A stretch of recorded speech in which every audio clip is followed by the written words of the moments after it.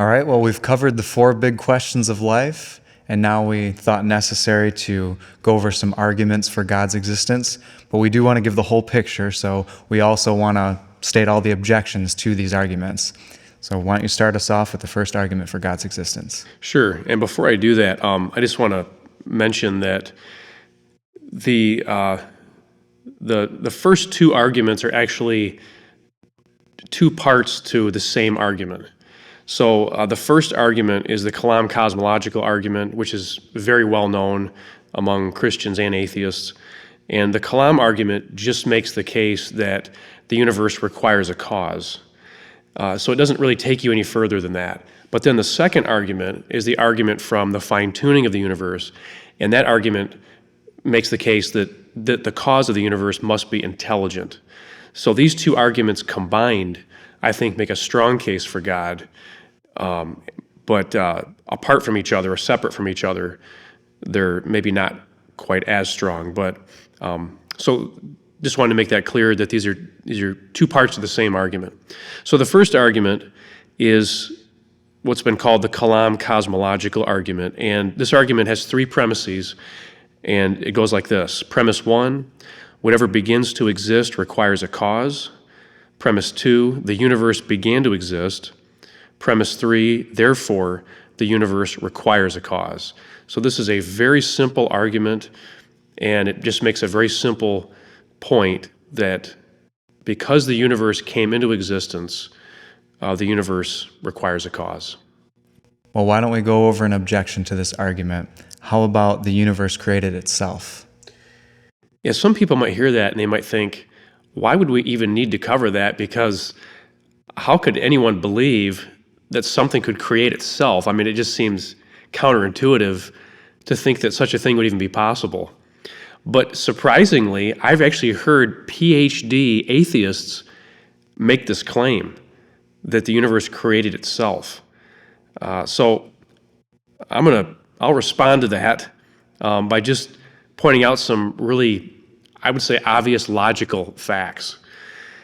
In order for something to create itself, it must exist before itself.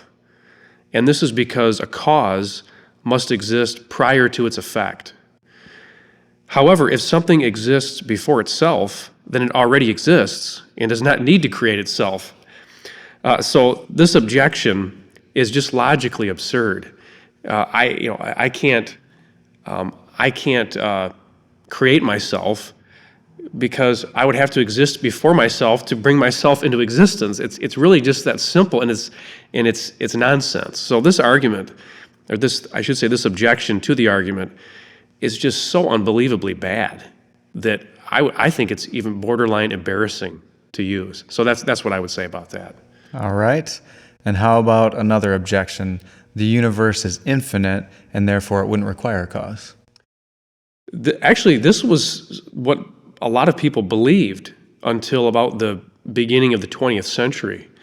A lot of people believed that the universe was infinite in the past. The Greeks believed this. They believed that the universe had an infinite past. It always existed. And it wasn't really until the early 1900s that this idea sort of became scientifically ruled out. And just to give you some arguments against that objection, and actually some of these arguments are scientific and some of them are philosophical, but just to give you some scientific responses, the cosmic microwave background is believed to be radiation left over from the time when the universe began, or we could say from the time of the Big Bang. So this radiation that was left over suggests that there was this, of course, event that took place, this explosion, if you will, that took place, and that was the beginning of the universe. Furthermore, that our universe has been continually expanding means that it cannot have an infinite past. Scientists have pointed out that the universe is expanding, and not only is it expanding, but the expansion speed somehow is increasing rather than decreasing. But they've pointed out that if the universe is expanding, then it could not have had an infinite past. What is some evidence that it's been expanding?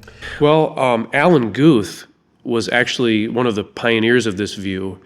And without going into some really technical information, basically he, through mathematics, through measurements and mathematics, he found out that the galaxies were sort of spreading farther apart from each other, and things were moving farther apart from each other, and he concluded from that the universe is expanding. This is actually is a view that's accepted by both Christians and atheists. So it's not just something that atheists have come up with. It's universally agreed. There's also, I think, a very strong logical argument for the finitude of the universe. And this argument goes like this. If the universe is infinite, then an infinite series of events must have already been completed. However, an infinite series of events cannot be completed, therefore the universe cannot be infinite. This argument to me just seems rock solid, and it's basically the idea that if there were an infinite number of days before today, then today would have never arrived. And if you think about it like this, if you have an infinite series of dominoes, and you have a domino, let's say one particular domino that you're singling out, in order for that domino to fall, you have to have an infinite number of dominoes that fall that lead up to that domino falling over. But you can't have an infinite series of events being completed because an infinite series by definition can't end. So you have to have an infinite series that is completed in order for the present day to arrive. But that's not possible. And that's, I think, a strong refutation for the idea that the universe has an infinite past. So there's scientific evidence that the universe had a beginning, but there's also very strong philosophical and logical arguments that can be used to also support the same thing. All right. Well, let's move on to another objection then. All right. How about virtual particles pop into existence from nothing? Therefore, the universe could have come into existence from nothing. I can't tell you how many times I've heard this argument used. I've heard it used by atheists so many different times for arguing that, well, the universe could have just come into existence from nothing at all. And I would respond to this in a few different ways, but I think some people just fall prey to this idea that scientists are always right and everything they say is reasonable. You got to be aware of that. What you'll find is that probably, I would say almost every scientist or every philosopher, atheist philosopher, that claims that the universe could come into existence from nothing doesn't really mean nothing. When they say nothing, they don't really mean absolutely nothing at all. They actually mean a whole bunch of stuff. Gravity, perhaps quantum fields, time, or black holes, or something. Whenever they say nothing, they don't really mean absolutely nothing at all. So you got to really be careful about that, because sometimes they can put people under a spell just because they have a PhD. So let's tackle this. And this information that I got from PhD physicists, and all PhD physicists, if you really prod them about this, they will tell you virtual particles come from energy fluctuations in a quantum vacuum, which means they do not come into existence from nothing. So the idea that these particles pop into existence from absolutely nothing is absolutely not true. Actually, they can measure the energy in the quantum vacuum. And so because they can measure the energy, that tells you right there, this is not something coming from nothing. These are energy fluctuations in the quantum vacuum that produce or give rise to these particles. Another thing to say is that nothing by definition has no properties, it has no potentiality, it has no causal power, it has nothing. And therefore, it's not capable of producing any kind of an effect. So I just ask people to just stop and think. ask yourself, how could something come into existence from absolutely nothing? If you have nothing, then you have nothing to work with. Nothing actually is not even conceivable. Nothingness is just, well, it's just that. There's no thing. And so saying that something can come from nothing is just an incoherent thing to say that really is devoid of meaning. Yeah, it seems it goes against science. Since science is always searching for a cause, well, why wouldn't we search for a cause for the universe then? Exactly. That's a great point. And actually, to say that the universe came from nothing is like waving a white flag of defeat. We can't figure this out, so we're just going to appeal to nothing. Actually, I would even say that appealing to nothing is like appealing to magic in a way, because when you say something came from magic, really what you're saying is it didn't happen for any reason at all. It just happened through magic, and so when people say, well, the universe came from nothing, it's almost like an appeal to magic, except it's like, I think like William Lane Craig said, it's even worse than magic, because at least magic has a magician.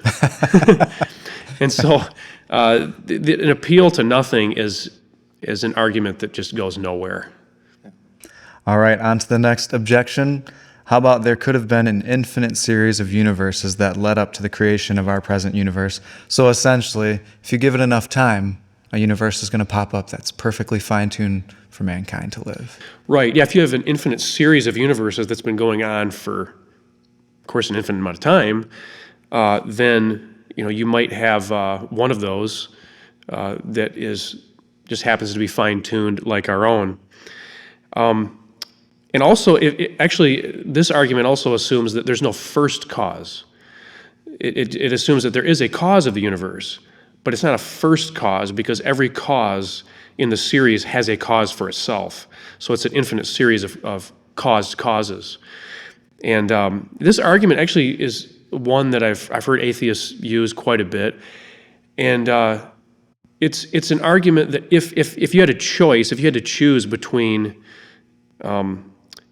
any one of the arguments that we just covered, any one of the objections we just covered, this objection might be possibly the strongest one.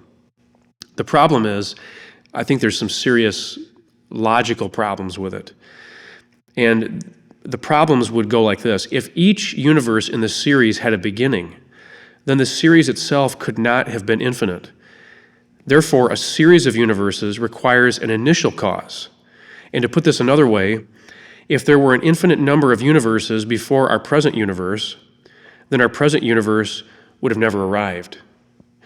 So this is an argument against this objection that's been brought up many times before. And so it's another way to say it is, if you imagine, so there's all these universes, there's one universe producing another universe, which produces another on to infinity. Every one of these universes individually requires a cause. And so you can't say that the parts explain the whole, because every single part requires a cause, and no part can explain any other part, because every part itself requires a cause, it requires an explanation. So again, it's kind of like you have an infinite domino effect. You have these dominoes knocking over these other dominoes, but this is happening for no reason. It's just happening. And I think this does require an explanation. So to say that the universe was caused by an earlier universe, which was caused by an earlier universe, is really not giving any explanation, because every explanation requires an explanation itself. Yeah. So it's just, you end up with an infinite regress of explanations that you have to cover. And so this argument just doesn't work for logical reasons. Well, and because of your last argument, there would have to be something creating these universes in the first place anyway. Yes. Because something can't be created from nothing. So every universe that would pop into existence anyway would have to have somebody creating them. Yeah, there has to be something that begins the series. Yeah. And just like dominoes, if you observe dominoes falling down, but yet none of the dominoes are knocking themselves down, but yet they're falling down, then there has to be a cause of the effect that's separate from the series itself. This is just basic logic. And actually, we'll talk more about this problem in the very last argument that we're going to cover today, because that argument deals with an infinite regress Okay. even more. So, but yeah, an infinite regress is not logically coherent. An infinite regress is an effect with no cause. It's something that has no explanation, and it really doesn't answer any question to begin with. Another thing I wanted to talk about before we move on, and you kind of hinted at this, is sometimes Christians get accused of being closed-minded, right? They don't really look at the science because really they're just trying to find some supernatural cause to all of these events. So is it really the creationist that is closed-minded, or is it the atheist when we look at all of this evidence that we're looking at right now? I think that's something that we could definitely talk about. Yeah, well, what does it mean to be closed-minded? Well, let's look at the facts, and we'll talk about this more when we get to the fine-tuning, because I think the closed-mindedness of the atheist is even more revealed when it comes to the fine-tuning argument, because the fine-tuning argument is just, oh my goodness, glaringly obvious. Yeah. I think if the atheist has to appeal to arguments like the universe created itself, the universe popped into existence from nothing, if they have to appeal to arguments like that, that tells me they're closed-minded, because those arguments aren't even logically coherent. And I really don't believe any of the arguments that atheists use are logically sound. The universe being infinite, yeah, there was a time when people believed that. We know from science that's not the case. And again, I think the logical arguments are really strong against it too. So I think that the fact that atheists seem to have such a hard time accepting the obvious, that tells me that they're pretty closed off to the idea of theism. So I, in my opinion, and I'm biased because I'm a theist, I'm a Christian, Yeah. so I'm of course biased, but I'm biased because of evidence, not biased because I'm just choosing to be. But I know everybody says that. Yeah. But I think that your level of closed-mindedness is determined by the arguments you have to use to support your position. And if you have to appeal to arguments like the universe came into existence from nothing, that tells me you're pretty closed-minded, because that argument it's nonsense, and there's nowhere to go with it. So in my opinion, I think because Christians are using evidence that seems, in my opinion, to be just the most obvious, I think that tells me that Christians are more open-minded than the atheist who says the universe popped into existence from nowhere. But why is intelligent design threatening to an atheist anyway?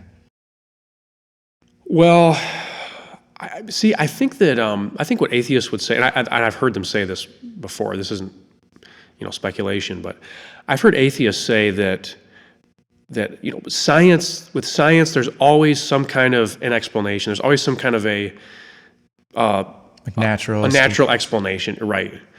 And so their view is there's always going to be a natural explanation for everything. And if God is doing anything, if God has any involvement in the process, then that ceases to be science. And my response is, who cares? Why do we have to be so sold out to this idea that every single thing that happens requires a naturalistic explanation? There's nothing demands it. There's no rule in the universe that requires us to say that everything has to have a natural explanation. So it just seems to me that it's like an undying allegiance to the scientific method when there's really no reason to be that committed to it. Now, I'm all for science. I totally support science. I think science is a great thing. But to say that science can explain everything is a huge mistake. There are atheists who I've heard myself say that science has its limitations. Science is not intended to explain everything.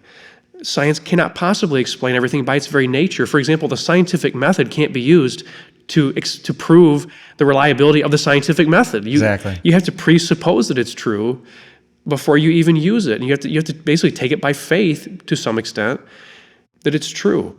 Scientists take all sorts of things for granted without even really realizing it in order to do science in the first place.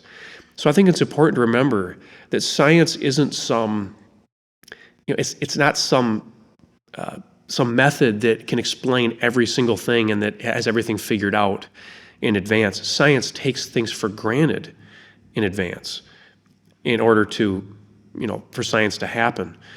So I just think this idea that if something can't be explained by the scientific method, then it's not true, or that it's faith and nothing else.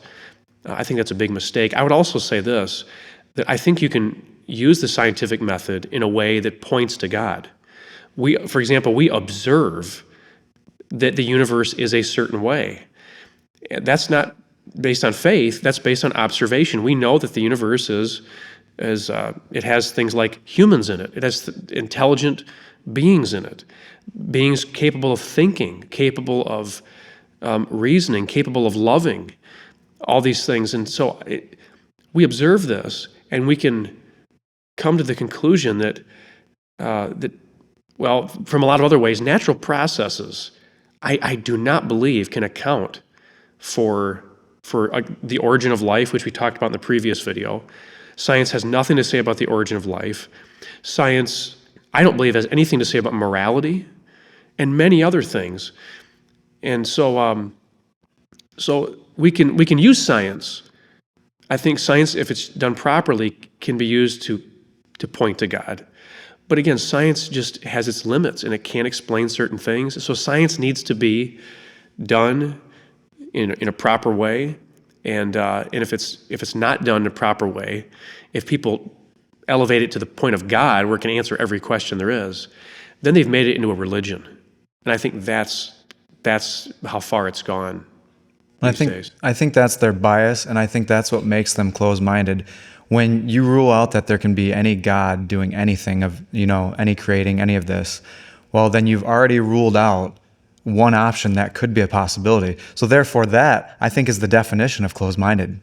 Exactly. And I think the creationist has a bit more leverage, because they would say, obviously, they will account for any supernatural, but also natural. So they account for both, where the atheist is only accounting for one and doesn't allow for any other. Exactly. That's a great point. All right, so let's move along to the second part of the argument.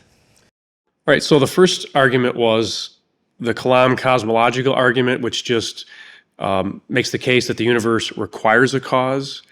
The second argument is the argument from fine-tuning, which makes the case that the universe requires an intelligent cause. And that argument is very simple and very straightforward, and that it goes like this. Premise 1, the universe is fine-tuned for life. Premise 2, either this fine-tuning is the result of intelligence or chance. Premise 3, chance is not a reasonable explanation. Premise 4, therefore this fine-tuning is the result of intelligence. Premise 5, this intelligence is God. So some might ask, well, what do you mean that the universe is fine-tuned? What exactly does that mean? That the universe is fine-tuned for life means that the physical constants are set to incredibly precise values which allow for the existence of life. That's what fine-tuning is. If these values were even slightly different, then the universe would be life-prohibiting. And without going into all the details, because there's just so much that could be said about this, I just want to list some of the constants, and then we can tackle some of the objections to this. But some of the constants that are fine-tuned to such precise values are things like the speed of light in a vacuum, Newtonian constant of gravitation, the Planck constant, vacuum electric permittivity, elementary charge, electron mass, fine structure constant. These are all physical constants that are dialed in to such precise values And if you were to alter the values just slightly, then the universe would cease to be life permitting. It would become life prohibiting. So I had heard that there are 100 physical constants in the universe. They're all, again, all dialed in to these precise values. And this just demands an explanation. And of course, I think the explanation for the fine-tuning of the universe is an intelligent cause, aka God. Give me at least one number or at least some kind of value of one of these that, like, how extensive does this get when it comes to like one value of one of these constants? Well, Sir Roger Penrose, who's a cosmologist, he's one of the most well-known cosmologists, one of the greatest cosmologists of all time. He calculated that the initial conditions of the universe would have to be so precise, and then the number he came up with was 1 in 10 to the 10 to the 123rd power. Now, I know when people hear that, they just don't grasp what that means, but that is a value that is so precise that it's incomprehensible. And that's just one example of the fine-tuning that we're dealing with. And that was the initial conditions at the time of the Big Bang that contributed to the universe being the way that it is now. So that's just one thing of a vast number of other things. And these constants aren't independent of one another. They all work together. So they're all in harmony with one another. They all work to make the universe a certain way, a life-prohibiting way, and or life-permitting way, I should say. And so there's rather than being in competition with each other, they're all working together to make the universe the way that it is. It's pretty amazing. It's beyond amazing. It's hard to comprehend. Well, why don't we move on to our first objection to this argument? If there are an infinite number of universes, then there will be a universe that is fine-tuned like our own. So this is what's called the multiverse theory. And there's different versions of the multiverse theory, but probably the most common version that's given is the idea that our universe is one of an infinite number of universes. And if you have an infinite number of universes, that means you have an infinite number of possibilities. And if you have an infinite number of possibilities, then not only will you end up with a universe like ours that's fine-tuned for life, but you'll actually have an infinite number of universes that's fine-tuned for life. So with a multiverse theory and the idea that there's an infinite number of universes, every possible outcome will happen an infinite number of times. And it has to happen an infinite number of times because there's an infinite number of possibilities. And so this is an objection that's been brought up. This is the number one objection that's been brought up against the fine-tuning argument to try and explain the fine-tuning argument without, including God in the picture. There are so many problems with the multiverse theory that we don't have time to go over all of them. So let me just give you a few, and then we'll just call it good. The first problem is that there cannot be an actual infinite number of things. There cannot be an actual infinite number of anything. And this is an argument that's more of a philosophical argument. And the reason there can't be an actual infinite number of things is because adding to or subtracting from an infinite quantity doesn't change the quantity, and therefore the idea results in a logical absurdity. So imagine I have an infinite number of marbles, and I take away 3 marbles out of the total. Have I changed the total? Not if you have infinity. Not if you have infinity. So you can take away 3 marbles from an infinite quantity and not change the quantity. Likewise, if you were to divide the marbles in half and you had 2 different sets of marbles, each set has the exact same quantity in it, and you haven't really divided it in half because the original set has the same amount, and you've produced the same amount dividing it in half. So you end up with these sort of nonsensical situations that just defy reason. This is one of the reasons why I don't think there can be an actual infinite number of universes. Now, there's a possibility. One possibility is that there are other universes, but there's just a finite number of them. Now, that's not logically impossible. But the problem with that, and that brings us to our second problem with the multiverse, is there's actually no scientific evidence at all for the existence of the multiverse. The multiverse cannot be observed. It can't be tested. There's no data to support it. So the multiverse theory is basically just a wild guess. And it's not based on any science. And because it can't be tested, some physicists consider the theory non-scientific. There's actually a number of atheists who don't even consider the multiverse science because no science is involved in the theory. It's just a speculation and nothing else. So if a person's going to appeal to the multiverse, that's really no better than appealing to magic, because again, there's just no way to test this. There's no way to verify this. There's no way to observe this. It's just nothing. Another thing is that the universe generating mechanism that's producing all these universes would itself have to be fine-tuned, which simply takes the problem back one step. So I think the irony of the multiverse theory is this theory supposedly, eliminates the need for a fine-tuner, but yet it doesn't, because the mechanism that's generating this infinite number of universes, that itself needs to be fine-tuned in order to allow for the diversity of universes that you're going to have, and to allow for a universe like ours that's fine-tuned. So the problem just is taken back one step, and this doesn't really solve anything.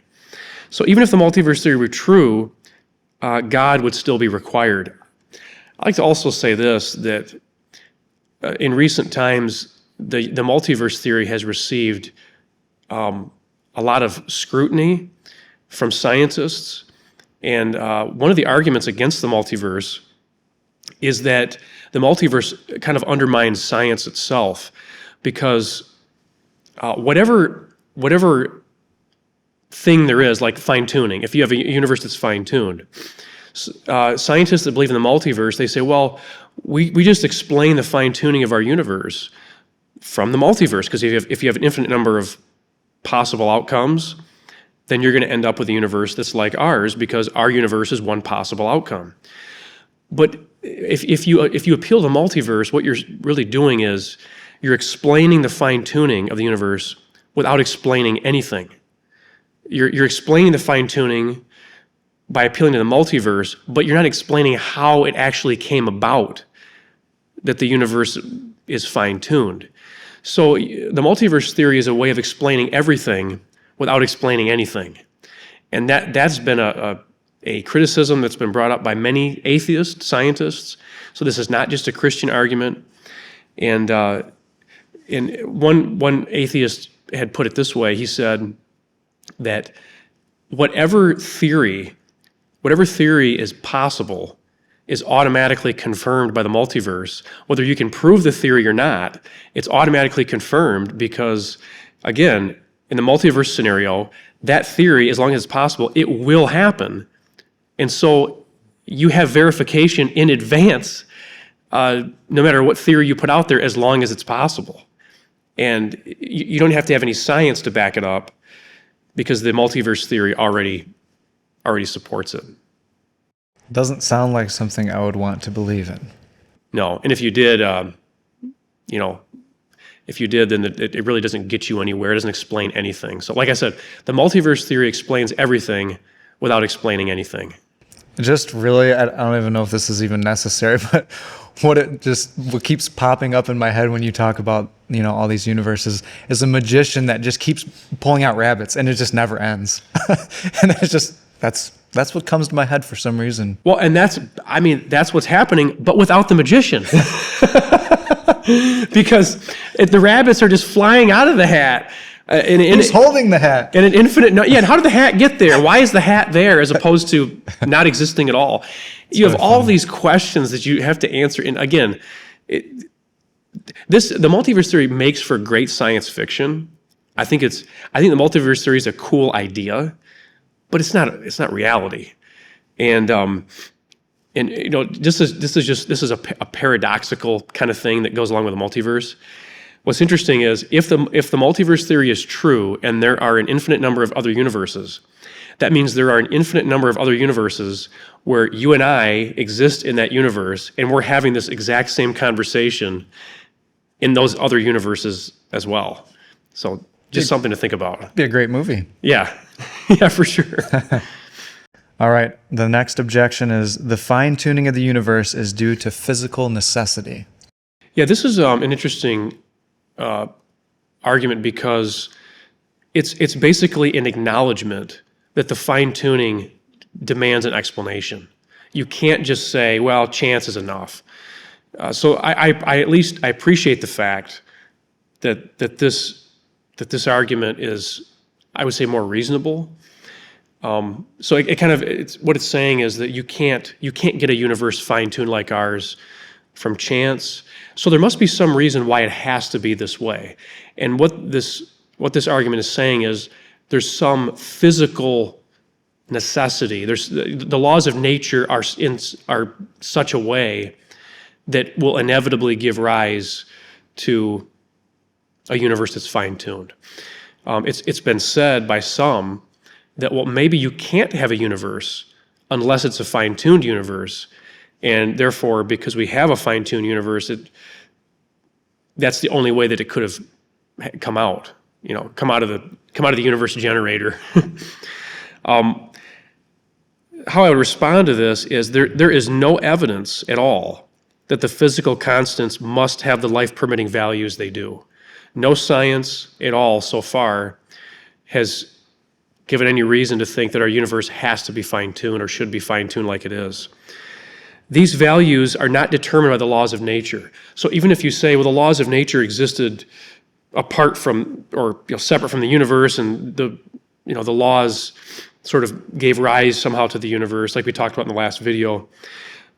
Well, even if that was the case, because physical laws don't determine these values, there's no reason these values should be the way they are.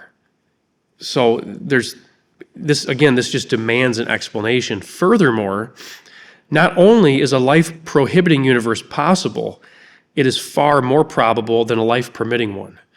Like I said before, you're far more likely to get a disorderly universe than you are to get an orderly universe, a universe that's life-permitting. And that's science, I think, really supports that idea, and I've heard scientists say that very thing. So now that we have, I think, made a strong case for the idea that God created the universe, that the universe requires an intelligent cause, then the next question that someone might ask is, well, okay, if God created the universe, then who created God? And that's a very fair question. It's a question that's been asked for millennia now, and I think the question has a very simple answer. And the answer is that God is eternal and therefore was never created. In other words, God has always existed. And because God has always existed, God doesn't require a cause. Remember that the Kalam argument says whatever begins to exist requires a cause. But God never began to exist because God has always existed. So God doesn't require a cause.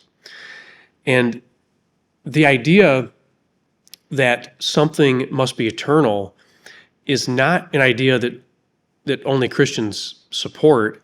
Actually, many atheists also would agree that something must be eternal.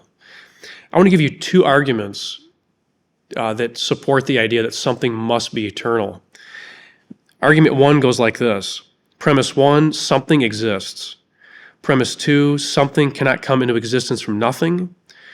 Premise 3, therefore something must be eternal. This argument is just so simple and so straight to the point. And it's just the idea that we know something exists. There's a universe. The universe exists. Everyone knows that it exists. And this universe couldn't have come into existence from nothing. I mentioned how nothing can't be a cause of something because nothing has no properties, no potentiality, no causal power. So something must be eternal. And I had made the point earlier that you can't have an infinite regress of caused causes. So there has to be some eternal non-contingent thing that's responsible for bringing all contingent things into existence. The second argument is very similar. It's just stated in a different way. And argument 2 is stated this way. Premise 1, if all objects are temporal, meaning they have a beginning, if all objects are temporal, then something must have come into existence from nothing. Premise 2, something cannot come into existence from nothing. Premise 3, therefore not all objects are temporal. Again, there has to be something eternal. And this is not something that only Christians believe. Atheists also agree that this is the case. So let's kind of summarize everything we've talked about so far, and then we'll touch on one final argument at the very end. But in summary, the universe requires a cause, according to the Kalam cosmological argument, and this cause must be very intelligent to create a universe that's fine-tuned like our own. And therefore, I think belief in God is perfectly reasonable. I don't think belief in God is really based on very much faith. Of course, do you have to have faith to believe in God? Yes, you do. I don't believe you have to have very much. I think logic and science overwhelmingly points to God, and so faith in God is strengthened and supported by science and logic, and that's what we've shown today. So if someone's saying, well, geez, I don't know if I want to believe in God because that doesn't seem like a very intellectual position to hold. Belief in God is a totally intellectual position to hold, and it's every bit as intellectual as any other reasonable view out there. I would even say that the majority of people throughout history have believed in some higher power. And so belief in God is reasonable, it is supported by evidence, and you're not crazy for believing in God. So Christians don't have blind faith? Christians do not have blind faith. Christians have faith, but their faith is not blind. It's based on evidence, it's based on reason, and I think the amount of evidence to support it is overwhelming. And of course, I know that's just my opinion, but I strongly believe that. So I guess there's an argument that I want to give before the final one, and this argument sums up everything that we've discussed so far. And it has 9 premises, but it incorporates every single thing we've talked about already. Premise 1, something exists. Premise 2, something cannot come into existence from nothing. Premise 3, therefore something must be eternal. Premise 4, the eternal something must be the cause of all temporal things. Premise 5, the universe is a temporal thing. Premise 6, the universe is fine-tuned for life. Premise 7, this fine-tuning seems to require an intelligent cause. Premise 8, therefore, the eternal something seems to be intelligent. Premise 9, the eternal something is God. So the previous arguments are based on the belief that the universe had a beginning. I do want to touch on one more argument, and this is a hypothetical argument because it assumes something that is almost certainly not true.